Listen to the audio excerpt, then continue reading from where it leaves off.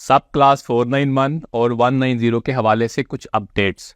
देखिए, न्यूज जो northern territory है वो तो हो गया क्लोज, इन्होंने बहुत देर पहले बंद कर दिया था।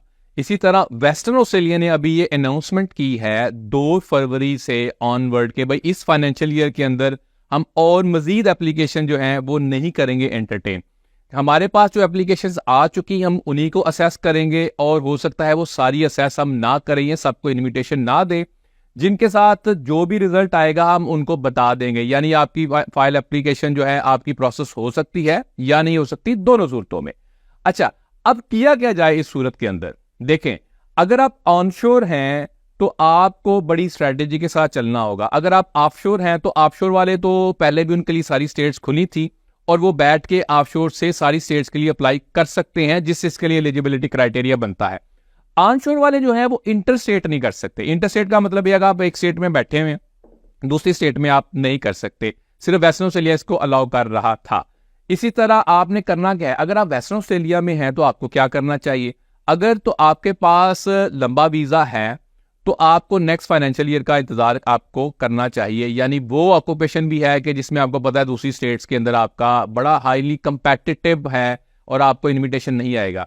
जैसे कि अगर कुछ ऐसी ऑक्यूपेशन है, अगर वो विक्टोरिया में आ जाएं, हाई पॉइंट्स है तो भाई, और आपके पास लंबा वीजा है तो आपको वेस्टर्न ऑस्ट्रेलिया में इंतजार करना चाहिए। अगर आप सोच रहे हैं कि आपको न्यू साउथ वेल्स में जाना चाहिए तो न्यू साउथ वेल्स की रिक्वायरमेंट को समझें। रेजिडेंसी चाहिए 491 के लिए 3 महीने की और 190 के लिए 6 महीने की। फरवरी स्टार्ट हो चुका तो इस फाइनेंशियल ईयर के अंदर 190 तो भाई आपकी रिक्वायरमेंट पूरी नहीं होगी अभी के रूल्स के मुताबिक। 491 हो सकती है रेजिडेंसी रिक्वायरमेंट पूरी, लेकिन अगर आपने इनके पाथवे 1 को भी देखें तो उसमें आपकी रिक्वायरमेंट एम्प्लॉयमेंट वाली पूरी नहीं होगी। 2 के अंदर कोई ना कोई आपका चांस बन सकता है। कहने का मतलब ये कि स्टेट्स बंद हो रही हैं, स्टेट्स कुछ इन्विटेशंस भी दे रही हैं।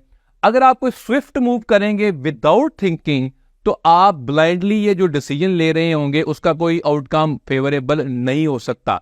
हाँ, आपके पास अगर वीजा नहीं है और अब आपको अगर कोई और मूव करनी है तो आप सबसे पहले तो वीजा की अरेंजमेंट करें फौरन से पहले, और दूसरा अगर स्टेट चेंज करनी है तो आप स्टेट चेंज अभी से कर लें, न्यू साउथ वेल्स में या विक्टोरिया में या दूसरी स्टेट जो अलाउ आपको कर रही हैं।